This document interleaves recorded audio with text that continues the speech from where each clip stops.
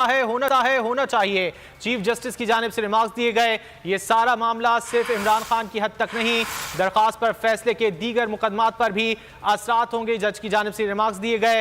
Criminal cases में मुलजिम की हाजिरी की मुख्तलिफ सूरत होती है। Additional attorney general Munawar Iqbal Duggal के जवाबी दलाइल शुरू हो गए हैं। Chief justice Islamabad high court case की समाअत कर रहे हैं। इमरान खान की बजरिए वीडियो लिंक पेशी की दरखास्त पर समाअत। चीफ जस्टिस ने कहा कि टेक्नोलॉजी का जहां इस्तेमाल हो सकता है होना चाहिए। तफसीलात जान लेते हैं बोल न्यूज़ के नुमाइंदे हुसैन चौधरी से। हुसैन, क्या तफसीलात हैं?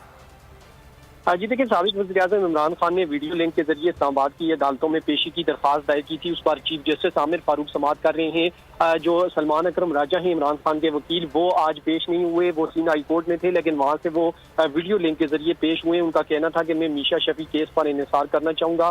चीफ जस्टिस ने कहा कि क्रिमिनल केसेस में मुख्तलिफ स्टेजेस पर मुलजिम की हाजिरी की मुख्तलिफ सूरत होती है। वकील ने कहा कि मीशा शफी केस में वीडियो लिंक के जरिए मुलजिम की हाजिरी की इजाजत दी गई है।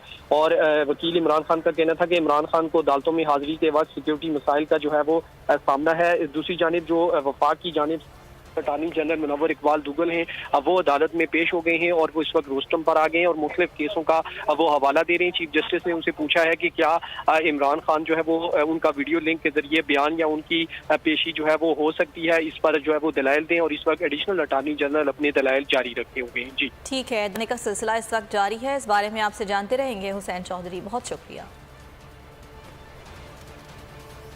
खबरों में वक्त हुआ ब्रेक का, हमारे साथ रहिए।